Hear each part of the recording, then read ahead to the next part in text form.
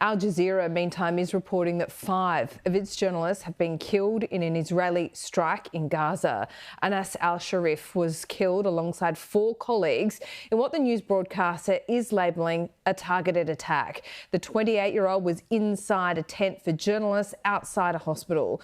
The correspondent had posted on social media shortly before his death saying that Israel had launched a concentrated bombardment on parts of Gaza City. The IDF has accused the journalist of being a member of Hamas, writing that al-Sharif was the head of a Hamas terrorist cell and advanced rocket attacks on Israeli civilians and IDF troops. Meantime, Israel's Prime Minister Benjamin Netanyahu says his plans to invade Gaza City is the best way to end the war. Benjamin Netanyahu defended his intention for a full-scale military operation, but Israel's leader says his country has no choice. Benjamin Netanyahu wants the next phase of his war in Gaza to start and end soon. A fairly quick timeline, he said, to establish safe zones, move the 1 million or so civilians out of Gaza City, and then take out Hamas in their last strongholds. Our goal is not to occupy Gaza. Our goal is to free Gaza, free it from Hamas terrorists. The war can end tomorrow if Gaza, or rather if Hamas lays down its arms and releases all the remaining hostages. Given what the IPC says is the unfolding spectre of famine in the Gaza Strip, would you accept that your 11-week blockade, complete blockade on Gaza, played a role in that?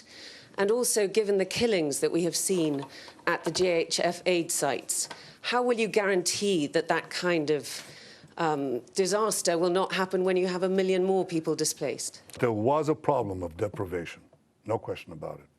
And so we had to solve it. And the way we solve it is the way I described it to you. And there are now not 0 trucks, but at least in, I think last time I checked, hundreds of trucks that went into Gaza. That's alleviating the situation. An acknowledgement there of deprivation, even as he accused the foreign media of fake news around pictures of starving babies in Gaza. And a promise to take many more foreign journalists in, though only if they're embedded with the army, which means no access to civilian voices. Benjamin Netanyahu's main goal seems to have been to try and reclaim the narrative, which has shifted away from Israel, really, as a result of the terrible pictures of famine and starvation that we've seen coming out of Gaza. And he wants to convince the world that he wants what's best for the civilian population in Gaza. That will take some doing, especially in Gaza itself. They are not targeting armed forces. They are targeting civilians. We are their real target, not Hamas.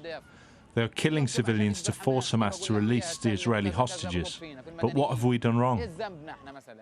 The Palestinian representative at the UN had this to say. He doesn't want to see a Palestinian governing body overlooking the affairs over Gaza, but somebody else, not Palestinians. He said it. It's not a secret. It's not an accusation. It's a fact. More aid is coming into Gaza, and Israel is promising to flood the Strip with food.